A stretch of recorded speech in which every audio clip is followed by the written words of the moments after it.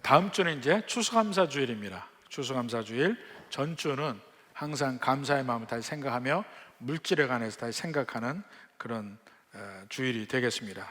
사실은 이 물질에 대한 믿는 백성들의 물질에 관하면은 훨씬 더 자주 해야 됩니다. 근데 이 자주 하기가 상당히 껄끄러운 주제이기도 하거니와 그래서 이렇게 정해놓고 이야기를 하는데, 그래도 이제 예를 들어서 복음서 같은 데서 예수님이 물질에 관해서 가르치는 대로 우리는 계속해서 보기도 합니다. 자, 오늘 그 물질에 관한 설교를 한다고 언제나 예고를 했고 이렇게 하지만, 사실 이 모든 사람의 삶 속에서 물질이 굉장히 중요하죠. 중요합니다. 근데 특히 믿는 사람들이 예수님 믿기 전과 후가 과연 물질에 대한 관점이 어떻게 바뀌었냐 하는 문제를 한번 생각해 봅니다. 예수님 믿고 물질에 대한 관점이 어떻게 바뀌었는가? 많은 경우에 그렇게 쉽게 바뀌지가 않아요. 쉽게 바뀌지 않아. 예수님 믿으면서도 아직도 돈을 사랑하고, 돈이 필요한 건 누구나 다 알아요. 근데 사랑이라면 좀 다른 면입니다. 이 돈이 나의 주인이 되는 거예요. 우리는 돈이 필요하다는 것은 어디까지나 내가 관리인이 되어서 내 뜻대로 돈을 관리하는 면을 이야기하는데, 지금 여기서 돈을 사랑한다는 말, 오늘 본문에서도 얘기하죠. 돈을 사랑한다는 면은 돈에 매여서 돈이 나의 주인이 된다는 얘기입니다. 예수님이 이야기하십니다. 두 주인을 섬기지 못한다. 마태복음 6장 24절 봅시다.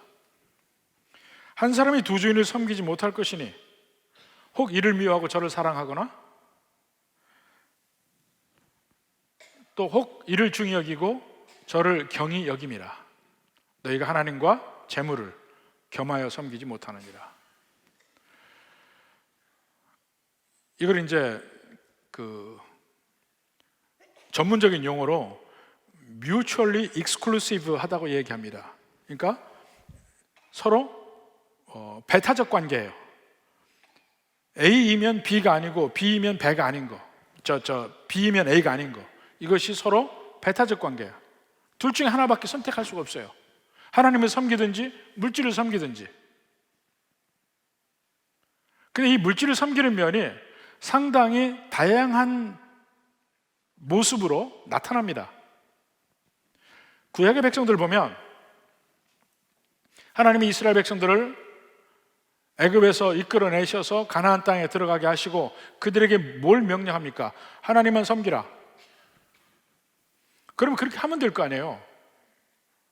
끊임없이 그들은 다른 신을 섬깁니다. 계속해서 문제되는 게 뭐예요?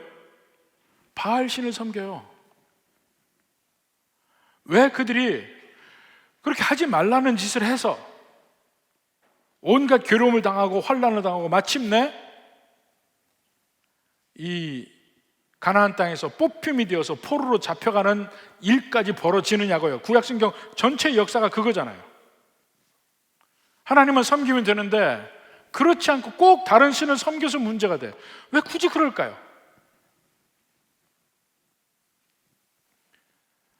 그들이 바알 신을 섬기는 데는 이유가 있습니다. 풍요로운 삶을 원해서 그렇습니다. 그들이 풍요로운 삶을 원해서 바알 신을 섬겨요. 풍요로운 삶을 원해서 아세라 신을 섬기고, 가나안 땅은 애굽 땅과는 다르다 그랬습니다. 애굽은요, 비가 안 와도 살아요. 거기가 사막지대임에도 불구하고 비가 안 와도 삽니다. 왜냐하면 그들에게는 나일강이 있기 때문에. 나일강이 끊임없이 흐르니까 그들에게 필요한 물은 거기 다 있어요. 단지 그들에게 필요했던 것은 수로가 필요했을 뿐이에요. 나일강에서부터 끌어들이는 수로. 그래서 그들에게는 그 수로만 있으면 비가 아무것도 안 와도 풍성한 소산을 얻을 수 있고 풍요로운 삶을 살 수가 있었습니다. 그래서 그런 비에 매이지 않고 사는 삶, 이 삶을 원해서 그 고대 문명을 보면 전부 다 강을 끼고 문명이 발달합니다. 물 때문에 그래요. 강을 끼고 물이 있어야 되니까. 그러니까 애굽 사람들은 그렇게 비가 오는 것에 대해서 크게 생각하지 않았습니다. 오히려 그들에게는 태양신을 더 섬겼어요. 태양신. 왜냐하면 그 뜨거운 땡볕에 그 어디서나 피할 수 없는 강력한 태양의 그 위력을 그들이 느꼈기 때문에 그렇습니다. 근데 가나안 땅은 안 그렇단 말이에요. 가나안 땅은 비가 오면 땅은 그 비를 쑥 빨아들여요. 그리고 이 유대 산지이기 때문에 그 산지에서 전부 비가 흘러내려갑니다. 없어요. 그리고 이 사막기후이기 때문에 항상 건조해요. 그래서 그들이 그 땅에서 풍요로운 소산을 얻는데 가장 중요한 것은 비였습니다. 비가 와야 돼. 관계시설을 할 수가 없어요. 비가 와야 돼. 오늘날에도 이스라엘 가보면 그 물 공급 문제가 가장 중요한 화두입니다. 그들이 지금 농사 짓는 거는요, 그들에게 그래도 물이 있는 땅은 북쪽에 이스라엘 평지밖에 없어요, 지금도. 근데 나머지 땅에서 농사를 짓는 것은 보십시오. 거기 가보면 모든 경작지에, 심지어는 시내에 있는 이 가로수라도 전부 거기에 관이 연결되어 있어서 그 관에서 거기에 물이 똠방똠방 떨어지게 되어 있어요. 그렇게 해서 이걸 극복을 한 것이지, 수천 년 동안 그들은 비를 기다립니다. 그래서 그들이 비의 신 바알을 섬기는 거예요. 그 전에 가나안인들도 그런 비의 신을 섬겼고, 그들이 가나안 땅, 유목민이었잖아요. 유목민이 가나안 땅에 들어가서 농경지를 가지고 이제 하다 보니 그 원래 농경민이었던 가나안 백성들의 종교까지 받아들인 겁니다. 왜냐하면 비가 와야 되니까. 그래서 그들은 여호와 하나님을 섬겨야 됨에도 불구하고 끊임없이 바알신으로 간 이유가, 그들이 꼭 하나님을 떠나서 우상을 섬기려고 가는 게 아니고 그들 마음속에 풍요로움을 향한 갈망이 있어서 그렇습니다. 결국은 풍요로움은요. 근데 하나님은 그 풍요로움은 내가 줄게 얘기하는데도 안 믿고 가요. 안 믿고 가는 이유가 뭐냐면, 하나님이 요구하시는 것은 환경 다 보지 말고 나만 믿으면 내가 너희를 살려줄게. 근데 환경을 보면 메마른 땅밖에 없어요. 하나님을 믿기가 믿어지지가 않아. 마음이 너무 힘들어. 좀 하나님과 관계없이 하나님을 의지하지 않고 내가 나름대로 독립해서 평안하게 살고 싶어. 그러니까 그게 이제 물질에 대한 동기가 생기는 겁니다. 물질이 있어야 당장 내 의식주도 해결하고 내가 편안한 삶을 살 수 있다. 혹시 무슨 문제가 발생을 하더라도 그걸 대처할 수 있는 것은 물질이다 생각을 하는 겁니다. 그래서 인간은 하나님을 의지하는 것보다는 내가 독립적으로 내가 내 삶에서 충분히 마음대로 할 수 있는 공간을 원합니다. 이것을 죄라고 하고, 죄가 근본이 그겁니다. 하나님을 떠나서 내가 좀 독립적으로 살고 싶은 마음이 죄의 근본이에요. 항상 하나님께 매달려 있는 그것이 싫은 거야.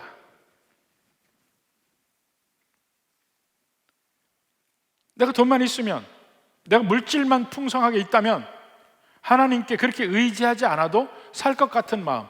그래서 뭔가 세상적으로 뭔가를 갖기 시작하면 인간의 마음에 점점 평안해져요.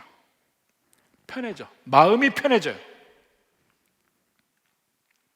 그래서 그 밑바닥을 얘기를 하다 보면 인간은요, 하나님을 의지하지 않아도 살 수 있겠다고 느끼는 때가 가장 편하게 느끼는 때예요. 그게 근본입니다. 하나님을 의지하지 않아도 내가 자유롭게 이 세상을 살 수 있겠다고 느끼는 때, 그때가 인생의 가장 행복감을 느낄 때라니까요. 그래서 끊임없이 하나님이 처음부터 내가 너를 구한 거 알지? 그러니까 나를 섬기면 너는 가나안 땅에 젖과 꿀이 흐르는 땅이 될 것이다. 아무리 얘기를 해도 눈에 보이지 않으니까, 확인이 안 되니까 가나안 백성들이 믿던 바알신으로 가는 겁니다. 구약성경 전체가 그 얘기예요. 하나님을 믿고 의지하면서 그 안에서 평안함을 느끼는 연습, 이것이 경건의 연습이에요. 근데 인간은 거기서 다 그걸 못 느끼겠다는 거야. 다른 신을 섬겨. 이유가 그 다른 신은 내가 나름대로 컨트롤이 가능해요. 하나님은 내가 컨트롤할 수 있는 신이 아니에요. 다른 신은 내가 어느 정도 컨트롤이 가능해. 바알신을 섬길 때 어떻게 한다고 그랬어요? 바알신을 섬길 때 실제 신전에서 성행위를 함으로써 하늘에 정액을 상징하는 비가 뿌려질 것을 내 행동으로 하잖아. 컨트롤이 가능한 거예요. 이 세상에서는 뭔가 이렇게 하면 상대편이 이렇게 해줄 거다, 정확하게 컨트롤이 가능해요. 근데 우리 하나님은 컨트롤 할 수 있는 분이 아닙니다. 우리는 신앙생활 중에도 끊임없이 하나님을 컨트롤 하려고 그래. 내가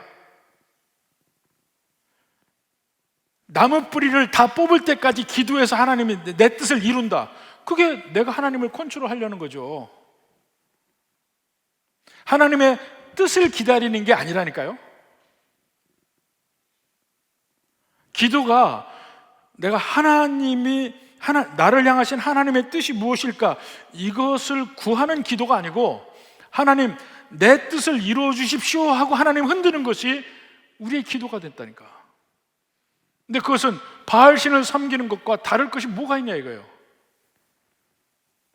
우리 하나님은 그렇게 취급받지 않으셔요. 하나님은 진짜 하나님이십니다.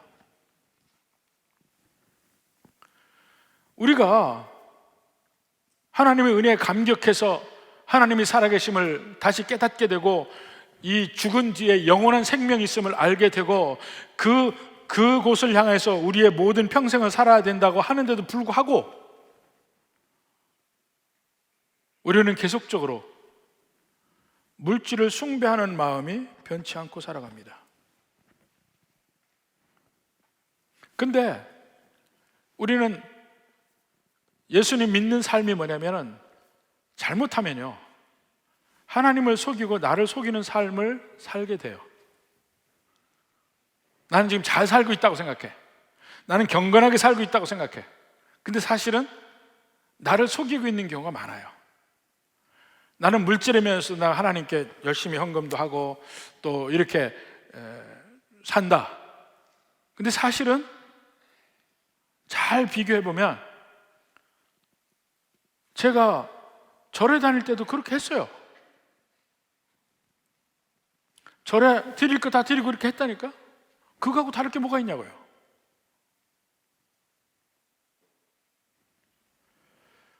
우리의 실제 물질, 돈에 관한 관점이 어떤지를 내 스스로를 체크해 보려면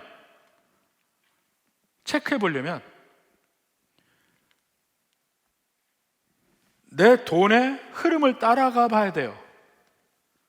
구체적으로 한번 그냥 마음으로 느끼는 게 아니고 내가 돈은 여기 이거 어떻게 쓰고 어떻게 쓰고 어떻게 쓰고 이것을 한 번씩 다 한번 체크를 해봐야 돼.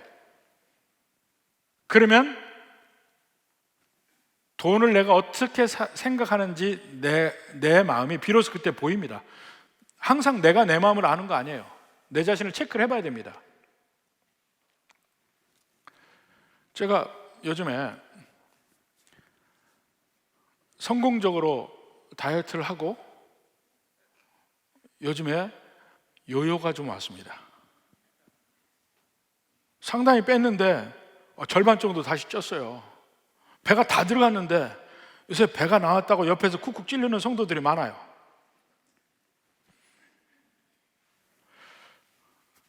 그래서 여하튼 저는 매일 저울 위에 올라갑니다. 아침에 식전에 깨서 씻기 전에 저울 위에 한번 올라가요. 그러면 이게 이제 전날 매일 재니까 전날 내가 어떻게 살았는지 성적표가 나와요. 500g 늘었구나. 성적표가 나와. 전날 너무 편하게 먹었으면 몸무게가 올라가는 거예요. 당도 잽니다. 당이 안 올라가고 쭉 계속 있다 하면 전날에 좀 조심을 했구나 느끼고, 그렇지 않다면 오늘 조심해야지 다시 느껴요. 또 혈압제요. 이 세 가지는 꼭 합니다. 그러다가 점점 이제 너무 똑같으니까 똑같은 거는 이제 조금씩 빼기도 하지만 그래도 적어도 몸무게는 반드시 잽니다. 언젠가는 빼리라 그러고. 근데 안 빠지네. 안 빠져도 적어도 전날 내가 어떻게 살았는지의 결과물이 거기 나오잖아요. 마찬가지예요. 우리의 삶도 하나님을 믿고 의지하는 삶이냐 돈을 쫓아가는 삶이냐는 것은 한번 내 돈의 향방과 흐름을 보면 알아요. 어떻게 살았는지. 지난 일주일간 여러분이 어떻게 살았는지는 돈의 흐름을 보면 알아요. 내 마음의 동기를 스스로도 속이지만 그것이 드러나는 것들이기 때문에. 물론 절대 액수에서 똑같으라 그런 얘기는 아닙니다. 시간은 마찬가지예요. 시간도 사실은 내가 물질이 내 주인이냐 내가 주인이냐 하면은 시간을 또 보면 알아요. 내가 시간을 어떻게 썼는지를 보면 알아요. 물론 대부분의 시간이 돈을 버는데 사용했겠죠. 돈을 버는데. 그렇지만 내가 꼭 써야 될 시간들이 있어요. 예를 들어서 남편과 아내를 위해서 보내야 되는 시간, 또 자녀들과 보내야 되는 시간, 이게 꼭 필요한 시간들의 조합이 있습니다. 근데 돈 벌기 위한 일 때문에 그런 필요한 조합들을 사용하지 못한다면 그 돈 버는 이것이 내게 주인이 되는 거예요. 이럴 때 많은 문제가 생기기 시작합니다. 이게 어느 정도 균형이 맞아져야 되는데 균형이 깨지게 되는 것은 내가 주인이 아니고 그 돈이 주인이 되기 때문에, 물질이 주인이 되기 때문에 균형이 깨지는 겁니다. 믿는 백성에게도 항상 이게 필요해요. 다시 한번 돌아봐야 됩니다. 그러면 내게 돈이 주인이 될 때, 물질이 주인이 될 때 어떤 문제가 생기냐면, 결과적으로 먼저 봅시다. 내가 이 물질을 따라가는 이유가 거기가 더 나를 자유롭게 하고 나를 더 행복하게 할 거라고 믿는 믿음에서 자꾸 다른 길을 가요. 하나님을 믿는 것보다. 근데 그 결과가 어떻게 되냐면 제일 첫째로 만족이 없습니다. 만족이 없어요. 오늘 본문의 말씀 뭡니까? 자족하는 마음이 있으면 경건이 큰 이익이 되리라. 경건은 큰 이익이 되느니라 했는데, 자 보십시오. 9절에 보십시오. 부하려 하는 자들은, 여기서 이 절대적으로 부자 가난한 사람 이렇게 나누는 게 아닙니다. 마음의 근본이 물질이 나의 주인이 된 사람, 내가 거기에 종로로 타는 그 사람들에 관한 이야기예요. 부하려 하는 자들은 시험과 올무와 여러 가지 어리석고 해로운 욕심에 떨어지나니 곧 사람으로 파멸과 멸망에 빠지게 한다. 절대로 만족이 안 돼서 끝까지 가요.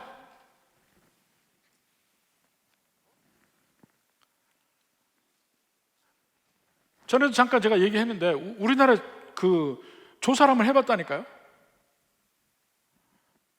어느 정도, 그러니까 수입이 올라가면서 만족도가 같이 높아지나, 삶에. 처음에는 아예 없을 때는 조금씩 올라가면서 만족도가 따라서 같이 1대1 관계로 올라가요. 근데 어느 정도 올라가니까 수입이 올라가도 만족도는 같이 안 따라가요.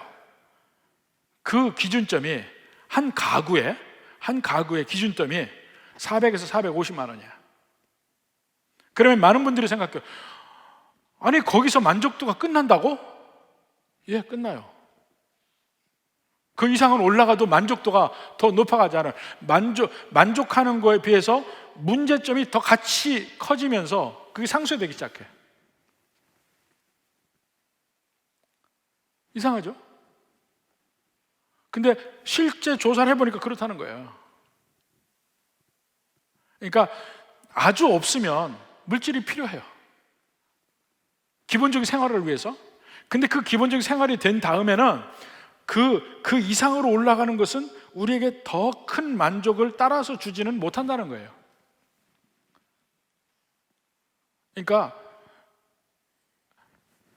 배가 고플 때는 못 먹는 것과 국밥 한 그릇 먹는 것과는 엄청난 차이가 나는 거예요. 근데 5,000원짜리 국밥 먹을 때하고 7,000원짜리 국밥 먹을 때하고 차이는 그렇게 크지 않다는 거예요.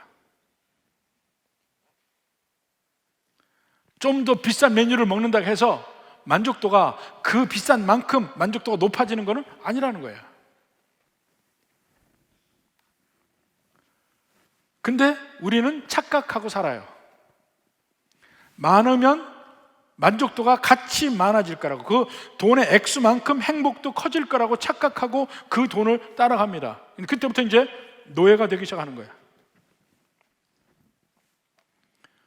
그러면서 만족을 못하니까 계속 더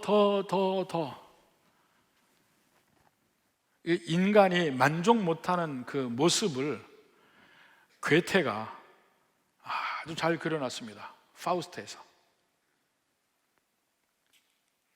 파우스트라는 한 사람이 있고 메피스토펠레스라는 마귀가 찾아가서 파우스트와 계약을 하죠. 네가 사는 동안에 네가 하고 싶은 건 다 하게 해줄게. 그렇지만 그걸 다 하고 나서는 네 영혼을 내게 주라. 그게 파우스트와 메피스토펠레스의 계약이에요. 근데 그 중간에 파우스트가 원하는 게 너무 많아. 이것도 하고 싶다, 저것도 하고 싶다, 또 그것도 하고 싶다. 그러니까 나중에 마귀가 한탄을 합니다. 도대체 저것을 어떻게 만족시켜야 될지 모르겠다. 한탄을 해. 인간이 그렇다고요. 만족 못해. 세상의 것으로 만족하려고 하면 마치 우리가 설탕물 먹는 거하고 똑같아. 소금을 먹는 거하고 똑같아요. 마실 때는 좋아. 마시고 나면 더 목말라. 마시고 나면 더 목말라.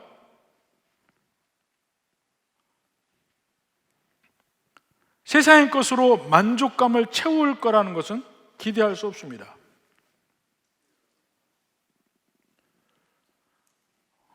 돈이 많아지면 더 행복한 거 아닙니까? 돈이 많아지면서 돈이 주인이 될 땐 돈이 많아지면서 그것 때문에 생기는 문제가 훨씬 더 많아져요. 그래서 만족이 상쇄된다니까. 염려가 그 사람을 찌른다고 그랬어요. 10절 보십시오. 돈을 사랑함이 일만 악의 뿌리가 되나니 이것을 탐내는 자들은 미혹을 받아 믿음에서 떠나 많은 근심으로써 자기를 찔렀도다. 돈을 사랑하는 것, 많은 근심으로써 자기를 찔렀도다. 더 벌기 위해서 근심하고 벌은 걸 지키기 위해서 근심하고 근심해서 못 떠납니다.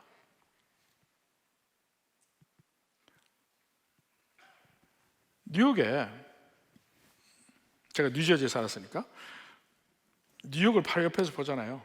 뉴욕의 맨하탄, 특히 맨하탄에서 한국 사람들이 맨하탄에는 모든 이 첨가물 상해는 싹 잡았어요. 독점을 했습니다. 근데 그 과정이 어떻게 되냐면, 이제 거기 맨하탄에는 집을 살 수가 없으니까 렌트로 빌려서 이제 들어갑니다. 그러면 경쟁하는 그로서리 스토어가 있을 거 아니에요. 첨가물 상해가 있으면 처음에 어떻게 하냐면 한국 사람들은 1시간 먼저 열어, 상대편보다. 그리고 1시간 늦게 닫아요. 그러니까 점점 손님이 한국인 가게로 몰리기 시작해요. 그럼 상대편은 어떻게 하겠어요? 똑같이 해. 자기들 오히려 1시간 더 먼저 열어, 1시간 더 늦게 닫고. 한인 가게는요? 또 1시간 더 먼저 열고 1시간 더 늦게 닫아.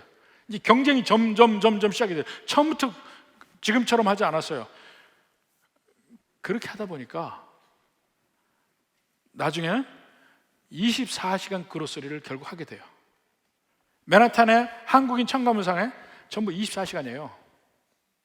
이유가 뭐냐면 첨가물상에 앞에 아침에 새벽에 쭉 밖에다 내놓습니다. 길거리 쪽으로 쭉 좌판을 내놔요. 내놓는데 1시간 걸려요. 저녁에 끝나고 그걸 다시 도로 집어넣는데 1시간이 넘게 걸려요. 12시에 닫고 1시간 좌판 들어가고 5시에 열을 내니까 4시에 또 좌판을 해서 1시간 해야 돼. 야, 그럴 거면 그냥 내내 열어놓자. 그래서 24시간이 된 거예요. 24시간 하면서 그걸 따라갈 다른 민족이 없어요. 다 망했어. 다 항복하고 전부 한국 사람 그로서리 다 됐어요. 근데 그 사람들 성공했죠. 이겼죠. 돈 많이 법니다. 근데 어느 날 건강이 안 좋아지기 시작해. 건강이 안 좋아지기 시작해요. 이거 계속 하루 종일 24시간 하니까 서로 부부끼리 교대를 하면서 가정도 이제 내팽개쳐진 거야. 가정생활이 없으니까 애들은 어디 있는지도 몰라요. 애들 농사 다 잘못 지어. 그리고 그 중에 잘 된 사람은 진짜 하나님의 큰 은혜야. 부부관계에 문제 생기죠. 애들 문제 생기죠. 건강에 문제 생기죠. 제가 아는 분은 정말 그 가게 너무너무 잘 됐어요. 근데 그 부인 되는 권사님이 이게 손이 아파가지고, 이게 왜 아픈 줄 아세요? 하도 그 캐시어 그걸 돈을 찍어가지고 하루 종일 너무 장사가 잘 돼서 이거를 쉬지 않고 해가지고 이게 병이 난 거야. 그 병원 가서 진단을 받았어요.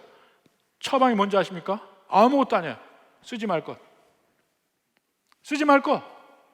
안 써야 나요. 이건 저절로 낫는 거야, 안 쓰면. 근데 여기다가 뭐 압박분대 뭐 이런 거 하고 또 하고 있어. 또 하고 있어. 이게 안 그러면 잘라내야 된다는데 이거 하고 있다니까. 인간이 그래요. 권사님이에요. 그걸 못해. 그리고 그 사람들은요, 쉼이 없어요. 돈을 잘 버니까 다른 사람 휴가 갈 때 휴가도 못 가요. 왜냐면 하루 닫으면 돈이 얼만데. 그러니까 쉬는 사람들은 오히려 하루 쉬어봐야 별 볼 일 없어요. 돈 많이 안 버는 사람 오히려 쉬기 좋아. 직장 다니는 사람 쉬기 좋아. 거기서 자영업하는 사람들은 못 쉬어요. 10년이 가도 못 쉬어요. 거기 매여 있어요. 뭘 위해서 사는 거예요? 돈 벌기 위해서 살고 돈의 종이 된 거예요. 뉴저지 우리 교회 맨하탄에서 성공한 가정이 한번 이사를 왔어요. 이제 큰 집을 사서 부자로 이사를 왔어요. 근데 그 집에 이제 신방도 가고 이제 이제 가까운 동네 잘 지냈는데 그 집 정말 좋은 집으로 이사를 와서 한번 집을 한번 쭉 봤습니다. 근데 그 안방에 연결된 방 하나는 잠궈놓고 안 보여줘요. 나중에 보니까 그게 돈방이야. 돈방이었어요. 안 보이죠? 그 집은요, 휴가도 못 가요. 그 돈방이 걱정돼서. 돈 엄청 벌었어요. 걱정돼서 휴가를 못 가요. 인생이 그렇다니까? 안 되면 안 되는 대로 힘들고 잘 되면 잘 되는 대로 불안해요. 세상에 돈이 나를 에워싸면 그런 방식의 삶을 살게 됩니다.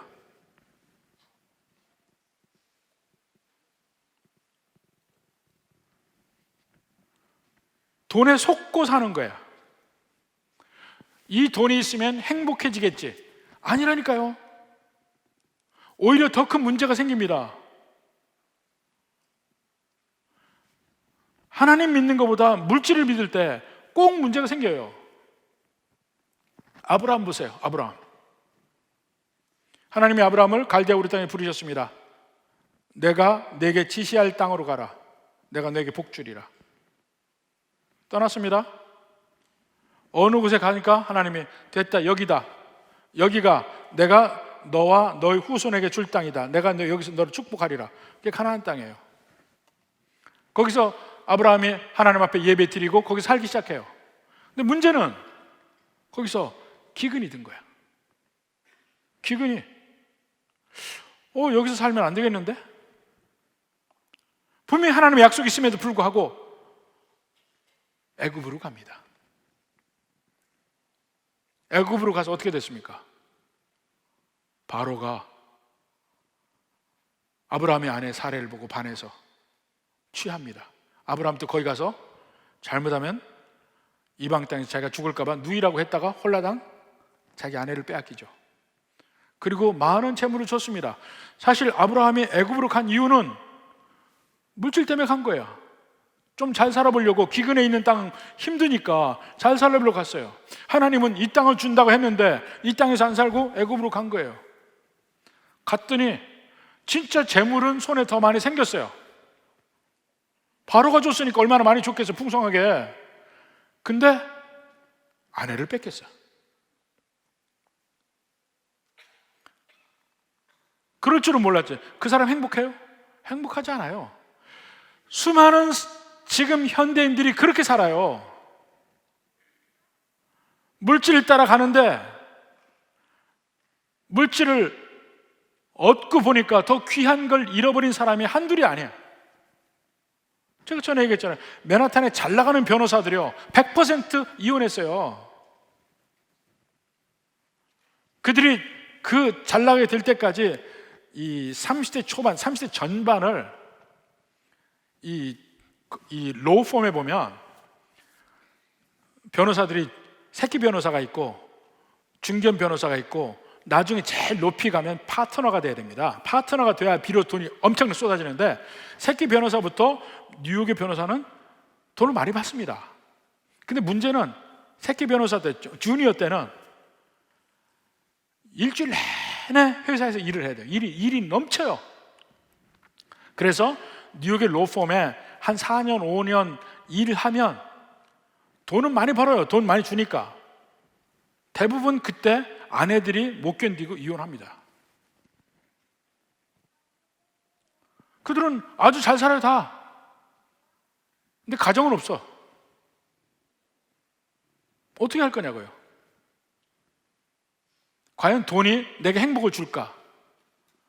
오히려 그렇지 못한 수없이 많은 증거들이 널려 있음에도 불구하고 우리는 안 봐요. 오히려 돈이 있으면 될 거다. 이 전반적으로 돈의 노예가 돼서 삽니다. 그리고 궁극적으로는 그런 마음이 있으면 돈이 있어야 내가 된다. 돈이 있어야 된다. 이 마음이 있으면 예수님 믿는다 하면서도 경건 생활이 안 됩니다. 6절에 보니까 자족하는 마음이 있으면 경건은 큰 이익이 되느니라 했는데, 자족하는 마음이 없는데 어떻게 경건이 이익이 됩니까? 마음이 물질에 빼앗겼기 때문에 전혀 하나님 말씀이 들어오지가 않아요. 그 중에 가장 대표를 내 누굴 봤냐면 다단계 하는 사람. 다단계 하는 사람. 다단계는 대부분 그 속에 물건이 오고 가지 않아요. 돈만 넣으면 그건 완전히 사기예요. 완전 사기야. 우리도 그런 일이 있어서 결국은 잘못하면 우리 성도들이 큰일 나겠더라고요. 쫓아낸 적이 있어요. 근데 다단계를 하는 사람은 이제 그거는 물건을 파는 게 아니고 사람을 끌어들이거든요. 사람을 끌어들여서 돈을 내게 하고 돈을 내고, 돈에서 돈 놓고 돈 먹게 하고, 그야말로 그렇게 되니까 이 사람의 마음은 교회를 와도 은혜 받겠다가 아니야. 누구를 꼬실까? 요 생각만 해. 누구를 꼬셔서 멤버로 만들어서 돈을 내게 할까? 그럼 자기에게 이익이니까. 근데 그거 하는 사람들이 100% 머리가 비상한 사람들이에요. 근데 머리가 비상한 사람들이 왜 다르게 하냐면, 네트워크를 만들어 놓으면요, 자기는 아무것도 안 해도 돈이 들어와. 아무것도 안 해도 그 사람이 또 그 다음 사람이 새끼를 또 쳐가지고 막 돈을 하니까 그 돈이 이제 거리로 건너 자기에게 들어와서 아무것도 안 해도 들어와요. 그게 너무 좋은 거야. 그래서 계속 그 일만 하고 다녀요. 제가 한 교회 집회를 갔는데 거기 딱 아주 교회의 핵심 멤버 한 사람이 다단계 하는 사람이에요. 은혜하고는 관계가 없습니다. 계속 다니면서 누구를 꼬실까? 요거밖에 머리가 없다니까? 전혀 은혜를 받을 수 없습니다. 그러니까 돈이 주인이 된 사람은 이제 다단계는 극단이지만은 언제나 그 생각이 머리를 잡고 있기 때문에 하나님이 들어갈 여지가 없어요. 아까 그랬잖아요. 두 주인이라고. 둘 중에 하나라고. 누가 주인이냐 하는 문제예요. 그러니까 오히려 평안도 없고 행복도 없고 만족도 없고 고민만 생기고 진짜 인생에 중요한 건 다 잃어버리고, 이 길인데 왜 자꾸 그 길로 가냐고요. 이건 마약하고 비슷해요. 근데 그것을 마약처럼 두려워하지 않아. 물질을 주인으로 섬기는 면에 두려워하지 않아. 한번 보십시오. 이 돈을 섬기고 물질을 섬기게 되면 나타나는 행태들을 보면,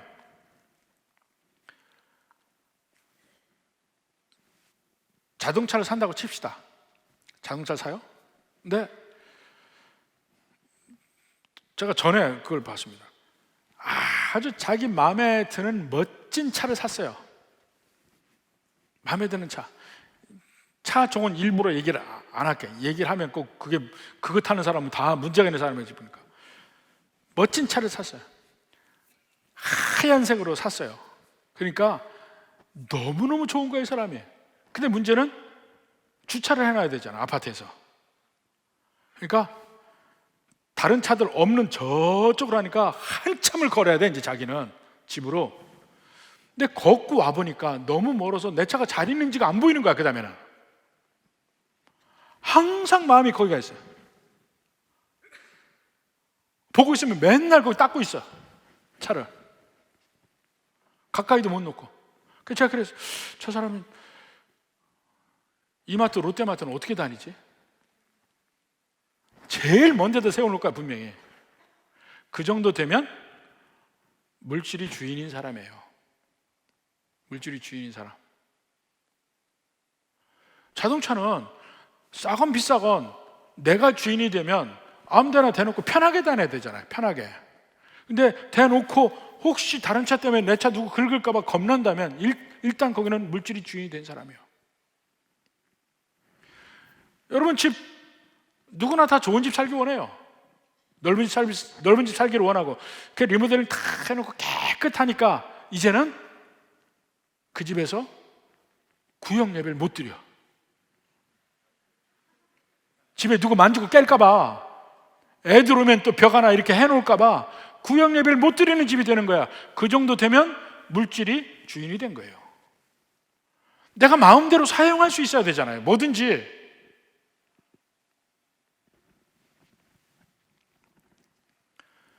그래서 필요한 게 뭐냐면,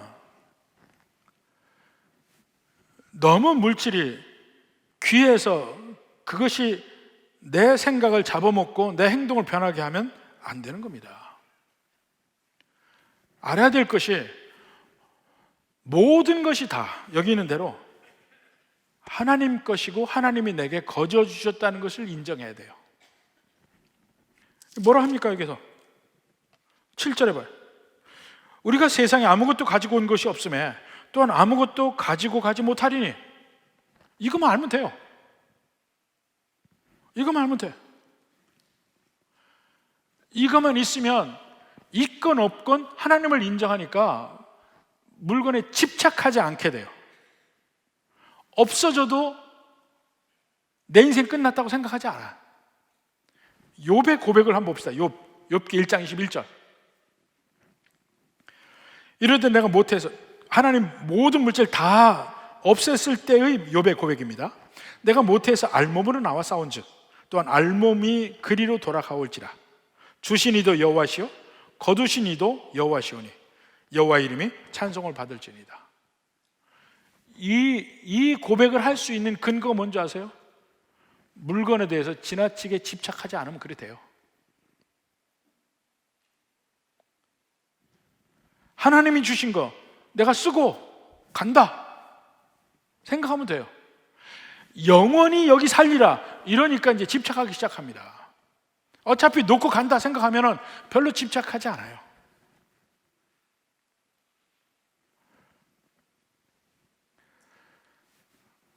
특히 그건 제가 유학생활 때 많이 느꼈어요. 유학생활 때 저는 유학생활 때 없죠. 많은 게 없습니다. 아무것도 없고, 그리고 이 돈이 있다 해도 새로 사는 게 별로 내키지가 않아요. 왜냐하면 어차피 유학생활 끝나고 나면 그 물건 다 버리고 새로 다 살림을 해야 돼요. 이 유학생활이 끝나면, 저는 이제 경영학을 했으니까, 다른 학문하고 좀 다릅니다. 경영학을 했으니까 이거 끝나고 나면 저는 분명히 잘 살 거야. 저는 회계학을 했으니까 잘 살아요. 교수를 해도 다른 교수보다 월급이 몇 배가 많습니다. 잘 살 거야. 거기에 대한 확신이 있었어요. 근데 지금은 아무것도 없어요. 근데 아무렇지도 않아. 나중에 이거 끝나면 잘 살 거니까. 가구요. 가구 산 거 거의 없습니다. 전부 주워다 썼어요. 주말에 부자 동네 쪽으로 이렇게 한번 쭉 갑니다. 가면 자기들이 안 쓰는 거를 내놓은 게 있어요. 그러면 이게 그냥 내놓은 건지 아닌지를 분명히 구분을 합니다. 인도 밖에 있는 거는 내놓은 거야. 인도 안에 있는 건 가져가면 도둑돼요. 그러니까 그 차가 말고 인도가 있으면 그 인도 안에냐 밖에냐 그걸 보고서 이제 가져가는데, 인도 밖으로 내놨으면 우리가 쓰는 거야. 이렇게 봐서 우리 필요 없는 거면 우리 같은 유학생이 전화를 해줘요. 야, 이거 있으니까 너 가져가라. 서로 품앗이해서 찾아가지고 중고 가고 다 갖다 썼어요. 근데도 하나도 창피하지 않았고 더 좋은 거 있었으면 좋겠다 생각도 안 했어요. 이 생활은 몇 년 있으면 끝날 거니까 나중에 제대로 살 때 우리 그때 산다 이렇게 생각한 거예요. 애들 옷도 가보면 주말에 가면요 부자 동네에서 좋은 옷을, 애들은 금방 크잖아요. 그런 옷을 그냥 거저주기가 뭐하니까 이만큼의 3불, 5불 이렇게 3,000원, 5,000원 이렇게 붙여서 이만큼 옷을 팔았어요. 그라지 세일이라고 하는데, 그거 사다가 입혔는데 옷이 너무 좋아. 그래도 하나도 창피하지 않았어요. 나는 유학생이니까. 좀 이따 제대로 생활할 때는 나도 잘 살 수 있어요. 이 생각이 있었거든요. 그렇게 살았어요. 지금 여기 사는 생활이 조금 연수는 늘었죠. 길면 100년이니까. 그렇지만 여기의 삶은 그 뒤에 있을 영원한 인생에 비하면 아무것도 아닌 짧은 기간이에요. 여기서 사는 기간 동안에 조금 잘 사는 게 뭐고 못 사는 게 뭐냐고요. 진짜 중요한 거는 이 생이 끝나고 천국의 생활이 중요하지. 그때 정말 영광의 삶을 살 수 있다는 확신이 있다면, 그리고 여기 와서 사는 삶은 나그네의 삶이라는 것을 확신한다면, 내가 여기 아무것도 없이 왔다가 아무것도 없이 다시 돌아가고 전부 반납하고 돌아간다, 이 개념만 확실하다면 여기에서 물질의 주인 노릇할 거 없습니다. 어차피 없어질 것인데. 여러분 어때요? 그리고 하나님은 그 면에서 우리를 끊임없이 가르치기를 원합니다. 하나님 정말 우리를 사랑하셔서 우리가 가장 행복하게 살기를 원해요. 우리가 이 세상에서 돈이 있건 없건 가장 행복한 삶을 살게 하고 싶어요. 그래서 하나님이 우리에게 주신 것이 여러 가지 절기와 여러 가지 하나님께 우리에서 요구하신 내용들이에요. 그게 뭐냐면 하나님께 제대로 감사하라 하는 거예요. 감사하라. 우리는 하나님께 감사를 내 입장에서 합니까? 하나님 입장에서 합니까? 하나님은요, 이스라엘 백성들을 애굽에서 인도해 내서 광야 생활하고 가나안 땅에 들어가게 하셨어요.